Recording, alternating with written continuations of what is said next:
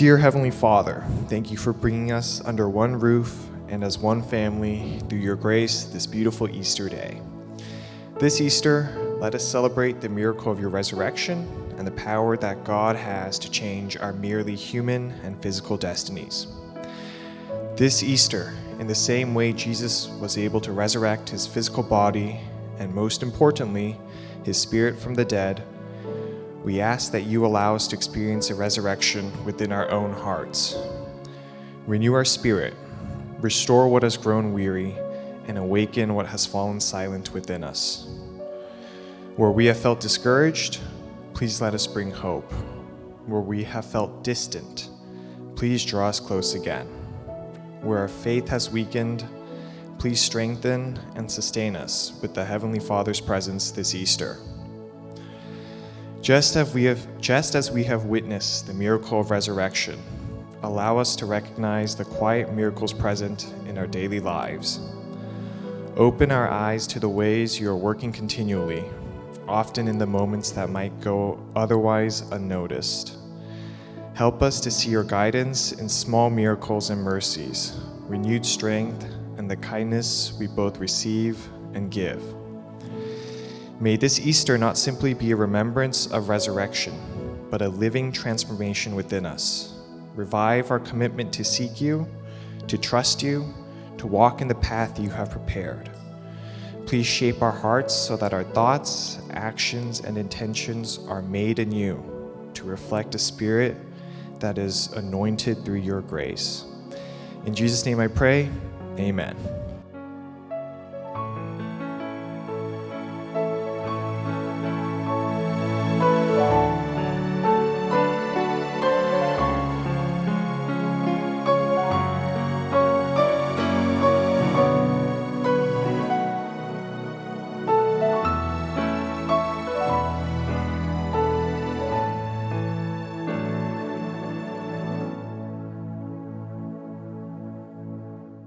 아멘. 감사합니다.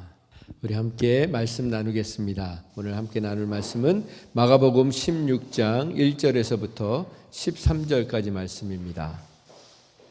안식일이 지남에 막달라 마리아와 야고보의 어머니 마리아와 또 살로메가 가서 예수께 바르기 위하여 향품을 사다 두었다가 안식 후 첫날 매우 일찍이 해 돋을 때에 그 무덤으로 가며 서로 말하되 누가 우리를 위하여 무덤 문에서 돌을 굴려주리오 하더니 눈을 들어본즉 벌써 돌이 굴려져 있는데 그 돌이 심히 크더라. 무덤에 들어가서 흰옷을 입은 한 청년이 우편에 앉은 것을 보고 놀라매 청년이 이르되 놀라지 말라. 너희가 십자가에 못 박히신 나사렛 예수를 찾는구나. 그가 살아나셨고 여기 계시지 아니하니라. 보라, 그를 두었던 곳이니라. 가서 그의 제자들과 베드로에게 이르기를 예수께서 너희보다 먼저 갈릴리로 가시나니 전에 너희에게 말씀하신 대로 너희가 거기서 배우리라 하라 하는지라. 여자들이 몹시 놀라 떨며 나와 무덤에서 도망하고 무서워하여 아무에게 아무 말도 하지 못하더라. 예수께서 안식 후 첫날 이른 아침에 살아나신 후 전에 7 귀신 쫓아내어 주신 막달라 마리아에게 먼저 보이시니 마리아가 가서 예수와 함께하던 사람들이 슬퍼하며 울고 있는 중에 이 일을 알림해 그들은 예수께서 살아나셨다는 것과 마리아에게 보이셨다는 것을 듣고도 믿지 아니하니라. 그 후에 그들 중 2 사람이 걸어서 시골로 갈 때에 예수께서 다른 모양으로 그들에게 나타나시니 2 사람이 가서 남은 제자들에게 알렸으되 역시 믿지 아니하니라. 아멘. 오늘은 부활이 믿어지지 않는 이유라는 제목으로 함께 말씀을 나누겠습니다. 1절부터 다시 보면 안식일이 지났습니다. 그래서 막달라 마리아와 야고보의 어머니 마리아 그리고 또 살로메 이 3 여인이 예수께 바르기 위하여 향품을 사다 두었다가 안식 후 첫날 매우 일찍이 해가 돋을 때 그 무덤에 가며 서로 말하되 누가 우리를 위하여 무덤 문에서 돌을 굴려주려 하니 눈을 들어본즉 벌써 돌이 굴려져 있는데 그 돌이 심히 크더라. 이렇게 기록하고 있습니다. 오늘 본문은 예수님께서 죽으신 지 3일째 되는 날 새벽에 일어난 일입니다. 예수님께서 죽으신 후에 무덤에 맨 처음으로 찾아간 사람들은 예수님의 12제자가 아니었습니다. 베드로와 야고보와 요한도 아니었습니다. 3명의 여인들만이 예수님의 무덤을 찾아갔습니다.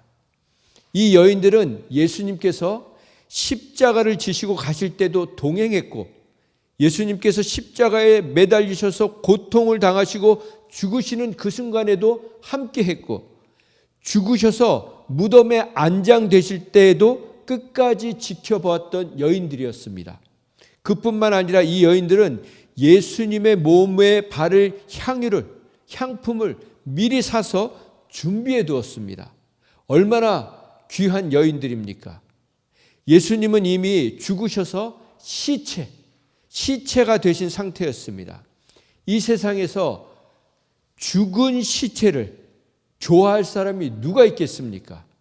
또한 예수님은 자연사, 그냥 아무 문제 없이 죽으신 그런 것이 아니었고 눈을 뜨고 보기도 힘든 처참한 모습으로 죽으셨습니다. 온몸엔 채찍으로 상처투성이었고 머리에는 가시관 때문에 생긴 상처, 손과 발엔 못자국, 허리에는 창자국, 온몸이 만신창이가 된 시신이었습니다.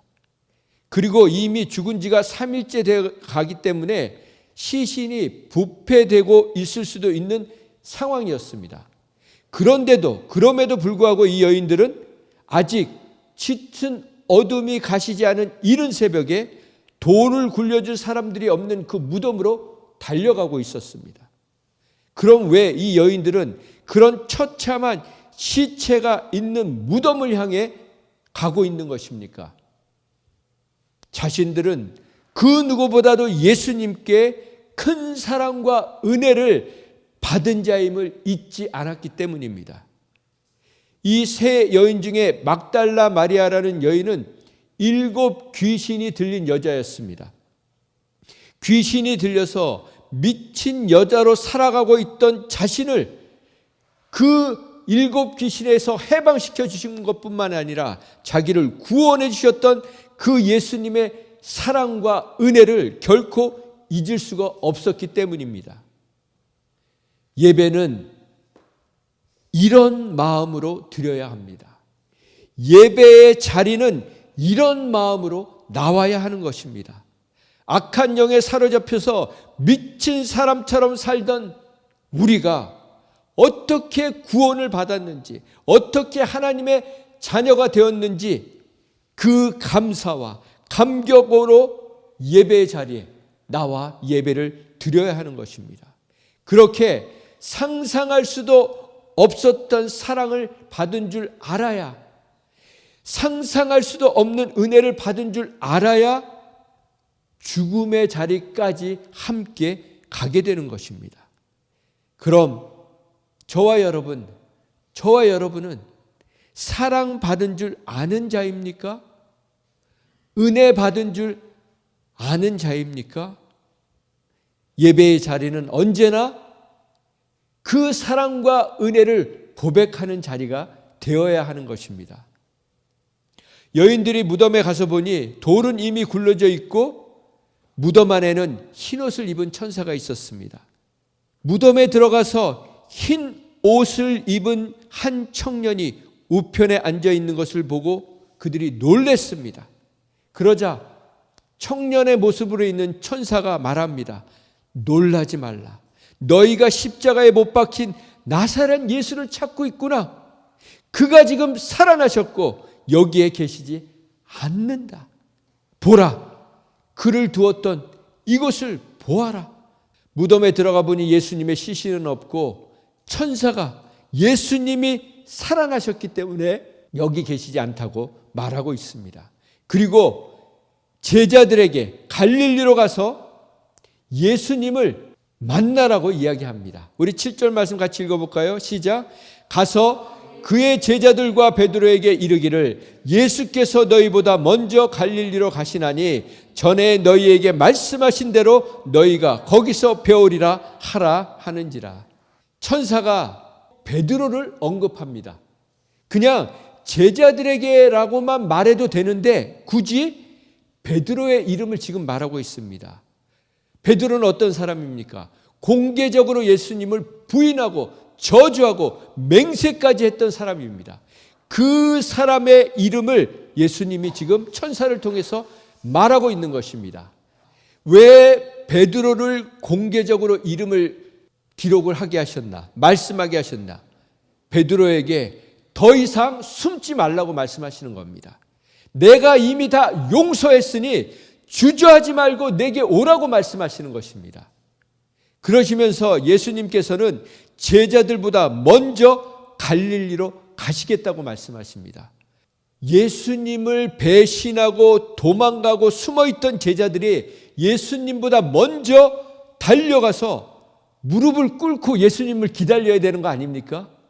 예수님, 우리가 예수님을 배반한 거 너무 잘못했어요. 그런 마음으로 먼저 제자들이 가서 무릎을 꿇고 기다려야 되는데 예수님이 먼저 가시겠다고 하시는 것입니다. 왜 그러셨을까요? 사랑하셨기 때문입니다. 용서하셨기 때문입니다. 극진히 제자들을 사랑하셨기 때문에 미리 제자들보다 가셔서 조반을, 아침 식사를 준비하라고 계시려고 먼저 가시겠다는 것입니다. 우리는 그래서 예배를 올 때마다 기억해야 합니다. 우리보다 먼저 이 자리에 와서 준비해주는 우리 시청 직원들이 있지 않습니까? 우리는 이 시청 직원들에게 감사할 수 있어야 합니다.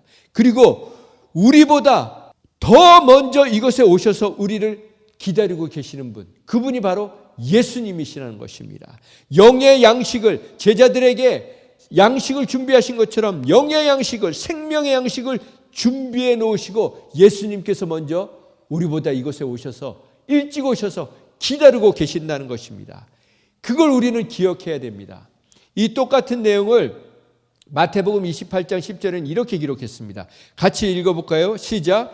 이에 예수께서 이르시되 무서워하지 말라. 가서 내 형제들에게 갈릴리로 가라 하라. 거기서 나를 보리라 하시니라. 제자들에게 뭐라고 하십니까? 그 배신자들에게 뭐라고 하십니까? 내 형제들, my brothers. 배신한 제자들을 내 형제라고 지금 불러주고 계시는 거예요. 얼마나 멋지신 예수님이십니까? 그래서 우리는 어느 때든지 우리에게 상처를 준 사람이든 아픔을 준 사람이든 형제여, 자매여라고 부를 수 있어야 하는 것입니다. 8절 말씀 같이 읽어보겠습니다. 시작. 여자들이 몹시 놀라 떨며 나와 무덤에서 도망하고 무서워하여 아무에게 아무 말도 하지 못하더라. 여인들이 너무 충격을 받은 거예요. 예수님은 계시지 않고 천사가 그 소식을 전하는 모습을 보면서 무섭고 두렵고 떨린 그 모양으로 마가복음이 이렇게 사실 끝이 났습니다. 그런데 9절 이후부터 내용들은 후대, 이것을 정리한 사람들이 이 마가복음의 특징은 아주 급진적이거든요. 막 사건들이 곧 즉시 계속 이렇게 턴을 합니다. 그래서 마가복음이 이렇게 끝났는데 이거를 후대 사람들이 이 기록하는 사람들이 내용을 다시 추가를 한 거예요. 그러면 이 추가된 내용은 결국 누가 기록한 것입니까? 성경을 기록한 많은 저자가 있지만 결국 저자는 한 분인 거예요. 성경을 기록하신 분은 성령님 한 분이신 겁니다. 그래서 성령님께서 이 추가되게 하신 선하신 목적과 의도와 계획이 있다는 것입니다. 우리는 거기에 집중해야 됩니다. 그래서 9절부터 다시 한번 보면 9절 시작. 예수께서 안식 후 첫날 이른 아침에 살아나신 후 전에 7 귀신을 쫓아내어 주신 막달라 마리아에게 먼저 보이시니, 지금 다시 앞에 내용이 반복되고 있잖아요. 그런데 구체적으로 이제는 예수님께서 부활하시고 나서 첫 번째 보여준 사람이 베드로도 아니고 야고보도 아니고 요한도 아니고 12 제자도 아니고 7 귀신이 들렸던 그 여인 막달라 마리아에게 처음으로 보여주셨다는 것입니다. 예수님은 이 여인이 아니라 가장 믿을 수 있는 사람들, 신뢰할 수 있는 사람들, 아니면 대제사장, 아니면 자신을 못 박았던 사람들, 아니면 헤롯, 빌라도, 그런 사람에게 나타나실 수 있었지만 예수님은 그 모든 사람을 제쳐두고 7 귀신이 들렸던 이 여인을 선택해 주신 것입니다. 여인은 당시에 절대 약자의 대표였습니다. 여인은 증인으로 인정도 하지 않았습니다. 그리고 이 여자는 미친 여자였습니다. 그런데 예수님이 이 여인을 선택해 주신 것입니다. 이것은 오늘도 예수님께서 우리가 진심으로 전심으로 예수님을 사랑하면 누구든지 먼저 만나주시는 분이라는 것을 우리에게 각인시켜 주시는 것입니다. 부활 사건은 개인적으로 경험되어져야 되는 사건인 것입니다. 그래서 오늘 이 순간이 부활하신 예수님께서 여러분과 저를 개인적으로 만나주시는 복된 시간이 되기를 예수님의 이름으로 축원드립니다. 10절 말씀입니다. 마리아가 가서 예수와 함께하던 사람들이 슬퍼하며 울고 있는 중에 이 일을 알림해. 마리아가 가서 예수님을 만났다는 것을 그 슬퍼하고 있는 제자들, 울고 있는 사람들, 그 사람들에게 알린 거예요. 그런데 어떻게 했습니까? 그들은 예수께서 살아나셨다는 것과 마리아에게 보여주셨다는 것을 듣고도 믿지 않았다는 거예요. 12절에 보면 그 후에, 그 일이 있은 후에 그들 중 2 사람이 걸어서 시골로 가는데 엠마오로 가는 2 제자에게 예수님이 나타나셨죠. 다른 모양으로 나타나셨습니다. 결국 그 제자들이 예수님이 전한 말씀, 예수님이 전한 그 말씀을 듣고 나서 다시 제자들을 찾아가서 전했는데 남은 제자들에게 알렸으되 역시 믿지 아니하니라. 저는 오늘 말씀의 제목을 부활이 믿어지지 않는 이유라고 제목을 정했습니다. 예수님이 살아나신 것을 본 마리아가 얘기했는데도 믿지 않고 예수님을 직접 만난 2 제자들이 말했는데도 역시 믿지 않았다는 것입니다. 여기서 우리가 생각해야 될 것은 신앙생활을 하고 있는 대부분의 사람들이 이 제자들의 모습과 다르지 않다는 것입니다. 많은 크리스찬들이 부활절에 예배를 드리러 나오지만 부활은 믿지 않는다는 것입니다. 미국에 와보니까 재밌는 일이 있어요. 미국 사람들 중에 많은 사람들이 크리스찬이라고 얘기를 하는데 주일날 예배를 안 갑니다. 그런데 단 2번, 이스터, 크리스마스, 이때는 교회를 오는 거예요. 그러면 여러분, 정말 부활을 믿는다면 1년에 한 번 예배 드릴 수 없습니다.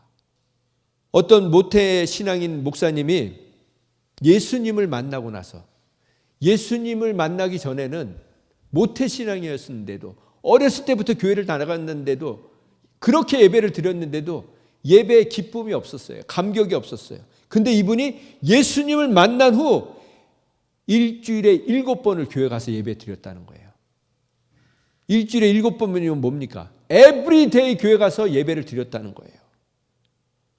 예배가 기다려지고 사모해지고 말씀이 기다려지고, 이게 바로 부활을 믿는 사람의 모습이라는 것입니다. 그렇다면 부활을 믿지 않는 사람들의 모습은 어떤 모습입니까? 죽음을 두려워한다는 거예요. 죽음에 대한 얘기를 하는 걸 싫어한다는 거예요. 이게 바로 부활을 믿지 않는 사람들의 증거입니다. 그러나 오늘 우리는 부활이 무엇인지 정확히 깨닫고 더 이상 죽음을 두려워하지 않는 저와 여러분이 되기를 예수님의 이름으로 축원드립니다. 저를 따라서 해보세요. 예수님의 부활은 사망을 영원히 멸하신 사건이다. 이게 이사야 25장 8절에 기록되어 있어요. 같이 읽어볼까요? 사망을 영원히 멸하실 것이라. 주 여호와께서 모든 얼굴에서 눈물을 씻기시며 그 백성의 수치를 온 천하에서 제하시리라. 여호와께서 이같이 말씀하셨느니라. 여호와께서 말씀하셨느니라. 무엇을 말씀하셨다고요? 사망을, 죽음을 영원히 없애실 것이다. 끝내실 것이다. 그래서 모든 하나님을 믿는 자들의 눈에서 통곡의 눈물, 애통의 눈물, 그 눈물을 흘리지 않게 하실 것이다. 여호와께서 이렇게 말씀하셨다는 것입니다. 이게요, 똑같은 내용이 요한계시록 신약 성경의 마지막 책에 다시 기록해 주십니다. 요한을 통해서 같이 읽어볼까요? 시작. 모든 눈물을 그 눈에서 닦아주시니 다시는 사망이 없고 애통하는 것이나 곡하는 것이나 아픈 것이 다시 있지 아니하리니 처음 것들이 다 지나갔음이니라. 아멘.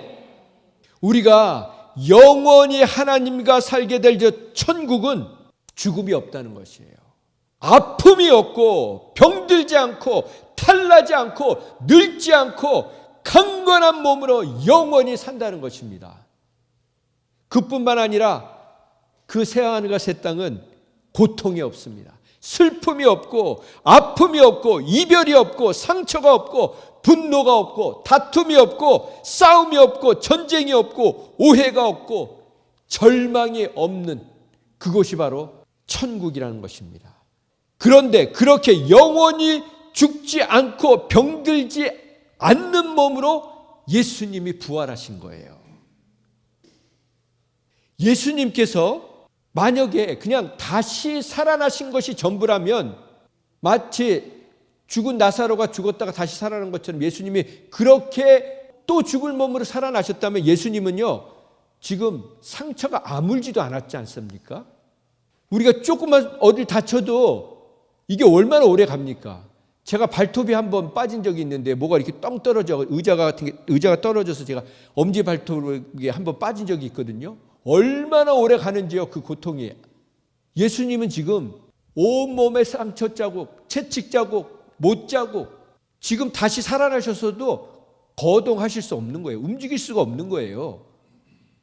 갈릴리로 먼저 가신다? 가실 수가 없는 거예요. 근데 어떻게 됐습니까? 어떻게 그 상처투성이신 예수님이 제자들보다 먼저 갈 수 있었나요? 그건요, 이 썩을 몸으로 다시 부활하신 게 아니에요. 병들지 않고 아프지 않고 죽지 않는 거룩한 홀리 바디로 부활하신 것입니다. 전혀 다른 몸으로 부활하신 것입니다. 못자국, 창자국, 채찍 자국이 여전히 있었지만 전혀 아프거나 고통스럽지 않으셨던 몸으로 부활하셨다는 것입니다. 그런데 예수님이 다시 이 땅에 오시면, 예수님이 다시 이 땅에 오시기로 약속하셨잖아요. 그때 우리의 몸이 그 몸으로 변화된다는 것입니다. 그 몸으로 우리가 바뀐다는 것입니다. 그게 고린도전서 15장에 기록되어 있습니다. 같이 읽어볼까요? 시작. 보라, 내가 너희에게 비밀을 말하노니 우리가 다 잠잘 것이 아니요 마지막 나팔에 순식간에 호련히 다 변화되리니. 보라, 내가 너희에게 지금 시크릿, 비밀을 너희에게 알려주겠다. 우리가 죽은 사람은 뭐라고 합니까? 영원히 잠들었다고 하잖아요. 잠들어 있는 게 아니에요. 죽으면 잠들어 있는 게 아니에요. 마지막 나팔에 주님이 천사들과 함께 오면서 나팔을 불면서 나팔 소리와 함께 오시지 않습니까? 그때 모든 사람이, 살아있는 사람, 죽은 사람, 모든 사람이 순식간에 눈 깜짝할 그 사이에 다 체인지, 변화된다는 거예요. 바뀐다는 거예요. 어떻게 바뀝니까? 같이 시작. 나팔 소리가 나매 죽은 자들이 썩지 아니할 것으로 다시 살아나고 우리도 변화되리라. 예수님이 구름을 타고 천군과 천사가 오실 때 죽은 자들이 먼저 썩지 않을 것으로 다시 살아난다는 거예요. 썩을 몸, 죽을 몸이 아니라 죽지 않고 썩지 않을 몸으로 살아난 것입니다. 그리고 나서 우리도 변화된다는 거예요. 시작. 이 썩을 것이 반드시 썩지 않을 것을 입겠고 이 죽을 것이 죽지 아니함을 입으리로다. 이게 예수님의 부활의 모습입니다. 이 썩을 몸, 여러분과 저는요, 죽으면 바로 부패돼서 썩어 문드러지는 거예요. 그런데 이 썩을 몸이 예수님이 부활하셔서 다시 오시는 날 영원히 썩지 않고 영원히 죽지 않을 몸으로 반드시 있는다는 것입니다. 변화된다는 것입니다. 이게 바로 예수님이 부활의 첫 열매가 되셔서 예수님을 믿는 모든 자에게 주신 영생의 모습인 것입니다. 성경에 보면 나사로처럼 죽었다가 다시 살아난 사람들이 있습니다. 그러나 그들이 죽었다가 다시 살아난 것과 예수님께서 죽으셨다가 다시 살아난 것은 전혀 다른 점이 있다는 것입니다. 그들은 죽기 전에 그 몸으로 다시 살아난 거예요. 그래서 결국 또 죽어버렸습니다. 나사로는 또 죽었어요. 그러나 예수님께서는 죽으시기 전과는 전혀 다른 모습으로, 다른 몸으로 살아나신 것입니다. 예수님의 부활하신 몸은 죽기 전의 몸과 겉은 같은 모습이었어요. 그러나 전혀 다른 몸으로 부활하신 것입니다. 이것이 바로 썩지 않는 몸, 죽지 않는 몸, 아프지 않고 병들지 않고 늙지도 않는 거룩한 몸이라는 것입니다. 그 몸으로 우리가 영원히 산다는 것입니다. 그런데 많은 사람들이 이 부활을 믿지 않아요. 대부분의 사람들이 믿지 않습니다. 제가 주중에 다른 교회 권사님을 만나면서 그 남편 장로님 얘기까지 듣게 되었어요. 그 권사님이 수목장 이렇게 나무 밑에다 이렇게 뿌려서 그걸 하고 싶으셨던 거예요. 근데 그러다가 얘기가 나왔는데 남편이 장로님이신데 자기는 죽으면 물에다 뿌려주지 말라는 거예요. 왜냐하면 물이 무섭다는 거예요. 여러분, 지금 다 태워서 뼈 가루만 남았는데 그 가루가 무슨 물인지 불인지 뭘 합니까? 우리는요, 죽는 순간 영과 육이 분리가 되는 거예요. 이 육은 그래서 성경에서 육신의 장막이라고 해요. 육신의 집, 영혼이 사는 집인 거예요. 근데 이 영혼이 떠나면 이거는 바디, 여러분이 여기 집에 사시다가 그냥 집을 떠나면 여기 그냥 건물 그 자체잖아요. 사람이 살지 않는 집, 그 집은 아무 의미가 없는 거예요. 똑같아요. 우리 몸이 영혼을 담고 있는 집이라고요. 그런데 떠나면 그만인 거예요. 그런데 이 몸에다가 아쉬움을 가져가서 어떤 분은 그러시더라고요. 그래도 화장보다는 매장이 낫지 않겠어요? 그래야 예수님이 오셨을 때 나를 좀 알아보시죠.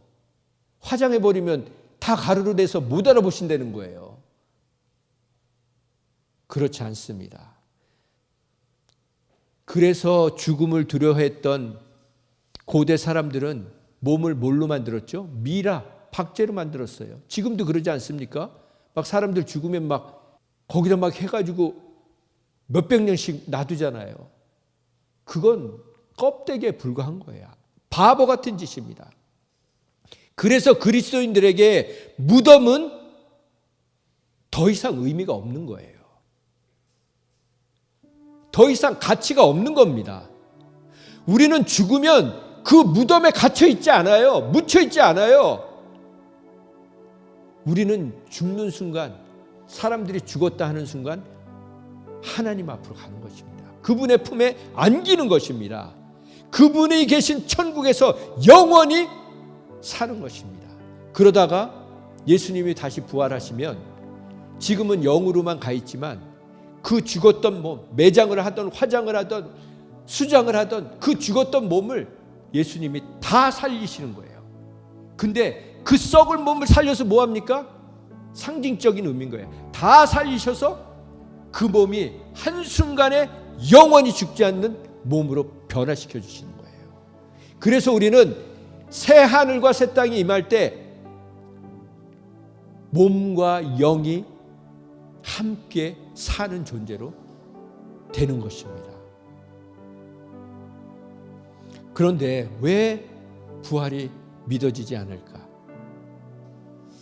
여러분, 정말 부활이 믿어지세요? 부활이 뭡니까? 그냥 다시 살아나는 게 아니고 영원히 썩지 않고 죽지 않는 몸으로 다시 살아나는 거예요. 저와 여러분뿐만 아니라 이렇게 살아있던 사람뿐만 아니라 이미 죽어서 흔적조차 찾을 수 없는 그 사람들까지 예수님은 모든 사람을 살리신다고 하셨어요. 예수님을 믿던 사람이든 예수님을 믿지 않았던 사람들이든 예수님은 다 부활시키십니다. 그리고 예수님을 믿었던 사람들은 영원한 천국에, 예수님을 믿지 않았던 사람은 영원한 지옥에 가게 하시는 거예요. 우리가 부활을 정말 믿는다면 어떻게 죽을 것을 우리는 두려워하지 않게 됩니다. 매장을 하던 화장을 하던 중요하지 않아요. 몇 자리가 있던 없던 중요하지 않아요.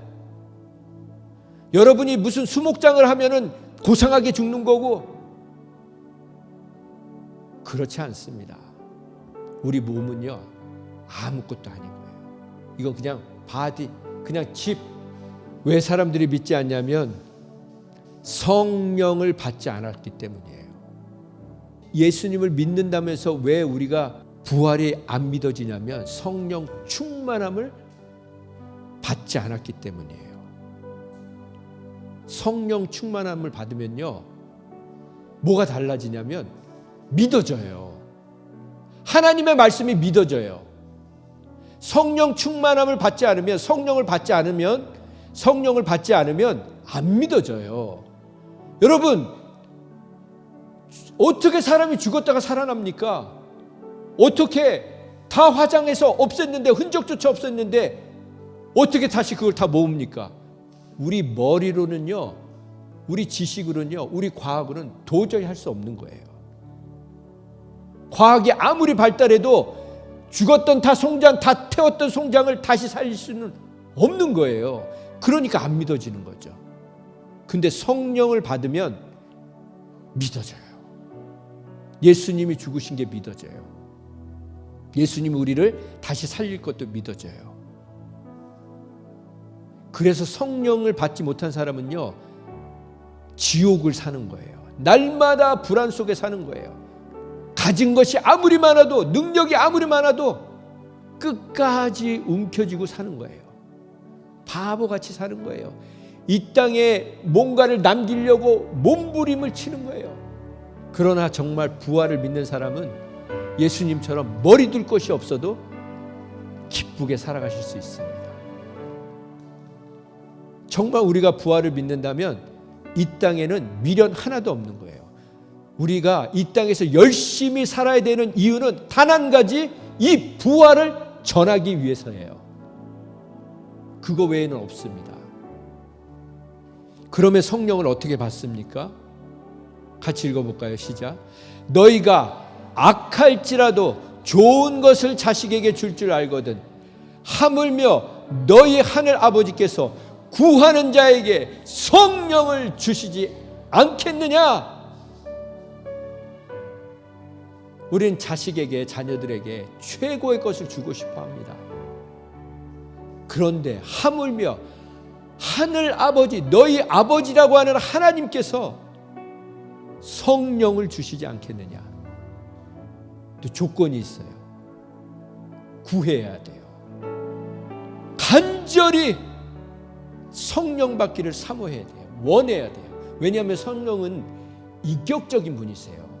그냥 우리가 그냥 원하지도 않는데 부어주시는 분이 아니에요. 우리가 정말 사모하고 성령님, 내가 정말 성령 충만해서 성령이 가득해서 살고 싶습니다. 성령을 받으면요 의심이 사라집니다. 그냥 믿어져요. 예수님이 하나님이 우리의 구원자이신 것이 믿어집니다. 그러면 삶이 너무나 기뻐요. 그냥 기쁜 거예요. 그냥 감사한 거예요. 그냥 다 좋은 거예요. 그런데 성령을 받지 않으면 늘 두렵습니다. 무섭습니다. 이 장로님처럼 장로님이 되어서도 죽음에 대한 두려움에 사는 거예요. 그 장로님이 제일 싫어하는 얘기가 죽는 얘기라는 거예요. 왜요? 죽는다는 자체가 너무나도 무섭고 두려우니까. 어떻게 될지를 모르니까. 근데 우리는 예수님이, 하나님이 뭐라고 말씀하셨습니까? 사망을 멸하신다. 끝나신다. 끝내신 거예요. 예수님의 십자가 사건은 사망을 끝내신 겁니다. 사망을 이기신 거예요. 죽음을 이기신 거라고요. 사망의 권세를 이기시고 사망을 없애신 거예요.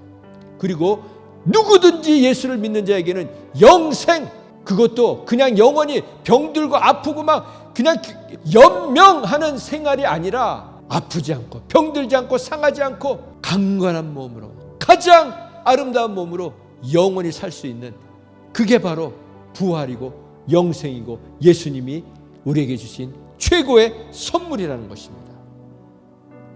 그 가치를 알려면 성령 충만함을 받아야 돼요. 성령을 받아야 돼요. 우리는 예수님을 믿으면 성령을 받는 것입니다. 그런데 예수님을 믿고 나면 끝나는 게 아니고 충만함을 받아야 돼요. 그건 다른 얘기로 하면 결혼을 했는데 서로 사랑하지 않으면 결혼 생활이 충만합니까? 기쁩니까? 전혀 기쁘지 않아요. 아내에 대한 관심이 없는데, 남편에 대한 관심이 없는데, 사랑이 없는데 무슨 결혼 생활이 기쁘겠습니까? 지옥이죠, 지옥. 성령 충만은요, 성령에 대한 관심인 거예요. 나를 지으시고 나를 모태에서부터, 창세 전부터 나를 계획하시고 이 땅에 보내신 그 하나님의 마음, 그 하나님의 사랑, 거기에 대해서 알고자 하는 그 간절한 마음이 있으면, 그래서 성령 충만은요, 매 순간 구해야 되는 거예요. 한 번 받고 끝나는 게 아니에요. 우리가 결혼 생활도 늘 서로를 위해서 애쓰고, 그래야 이 부부의 관계가 더 깊어지고 사랑이 깊어지는 것처럼 늘 애써야 되는 것입니다.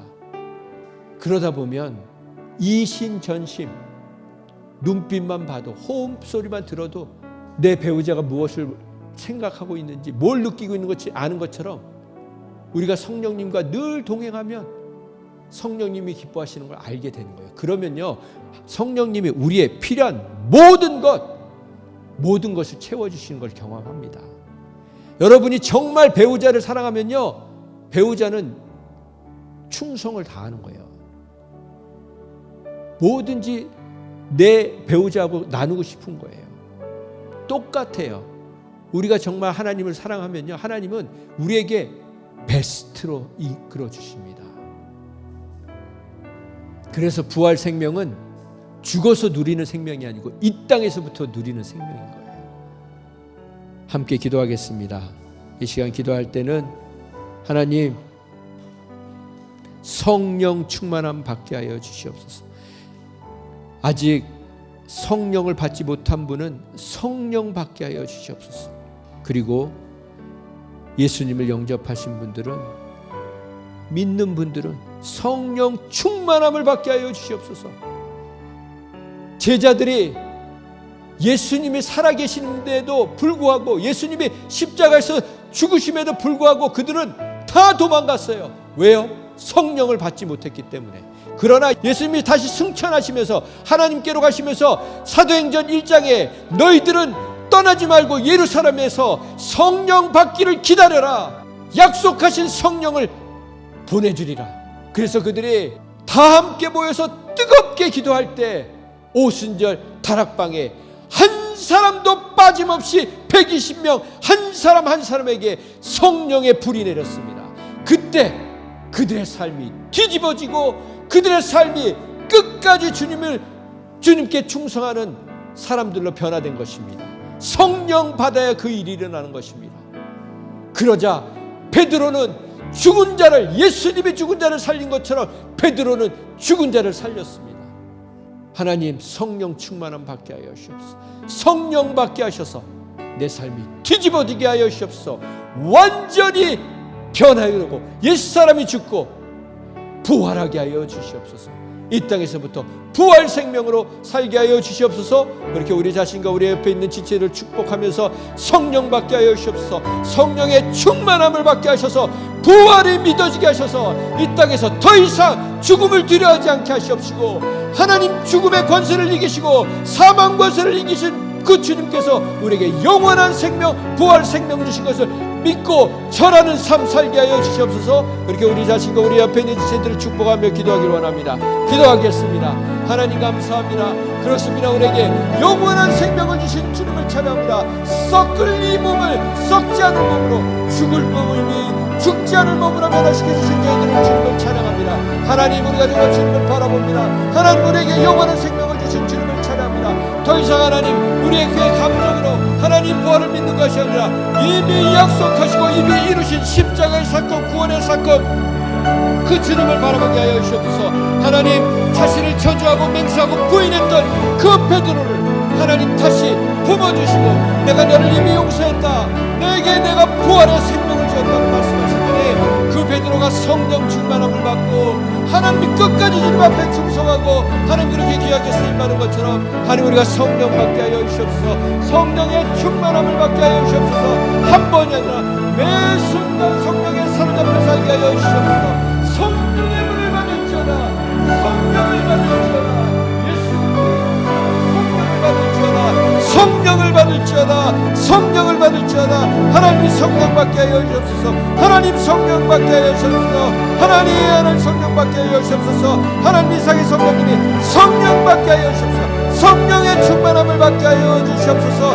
만일 이제 성령 충만함을 받을지어다, 성령 충만함을 받을지어다, 성령 충만함을 받을지어다. 에녹에게 성령 충만함을 받을지어다, 성령 충만함이 임할지어다, 성령 충만함이 임할지어다. 주님의 에녹에게 성령 충만함을 임할지어다, 성령 받을지어다, 성령의 충만함이 임할지어다, 성령의 충만함이 임할지어다, 성령의 충만함이 임할지어다, 성령의 충만함이 임할지어다, 성령의 충만함이 임할지어다, 성령을 받을지어다, 성령의 충만함이 임할지어다. 하나님, 우리 모두에게 성령의 충만함을 부어주시옵소서. 성령의 충만함을 부어주시옵소서. 성경이 믿어지게 하시옵시고 말씀이 믿어지게 하시옵시고 하나님이 주님의 살아계심에 믿어지게 하여 주시옵소서. 하나님의 은혜를 이루시옵소서. 그래서 하나님, 더 이상 죽음을 미루지 않게 하시옵시고 하나님의 주님의 능력에 붙들어지게 하여 주시옵소서. 주님의 거룩한 능력에 붙들게 하여 주시옵소서. 하나님, 주님을 찬양합니다. 하나님 감사합니다. 그렇습니다. 성령 받으면, 성령 충만하게 살면 더 이상 죽음이 아무것도 아닌 것을 깨닫게 되는 것을 경험하게 해주시니 감사합니다. 더 이상 죽음 때문에, 내 건강 때문에, 건강에, 죽음에, 내 이 육신에, 썩어질 육신에 종로를 타는 삶을 끝내게 하시고, 이 육신은 썩어져 흙으로 돌아가지만 주님이 다시 오시는 그날 썩지 않을 몸으로, 죽지 않을 몸으로, 병들지 않고 아프지 않고 더 이상 고통이 없는 예수님의 그 부활하신 몸으로 우리가 부활할 것을, 영생할 것을 믿게 하셔서 남은 인생 이 부활의 비밀을 누리며 전하며 살게 하여 주시옵소서. 이제는 우리에게 이 부활 생명을 주시기 위해 자신의 아들을 가장 비참하게 죽이신, 이해할 수 없는 하나님의 극진하신 사랑과 우리에게 부활의 생명을 주시기 위해 십자가의 고통과 수치와 멸시와 조롱과 고통을 이겨내시며 우리에게 영원한 생명을 허락해 주신 예수님의 극진하신 사랑과 그 부활의 생명을 우리에게 깨닫게 해주시려고 날마다 성령을 사모하게 하시는 성령님의 극진하신 사랑에 남은 인생 성령 받고 성령 충만함을 그 삶을 통해서 날마다 이 부활 생명을 전하며 누리며 살기로 작정한 심령 위에 지금부터 영원토록 함께해 주시기를 부활하신 예수님의 이름으로, 그 능력의 이름으로, 그 구원의 이름으로, 부활의 이름으로 축원드립니다. 아멘.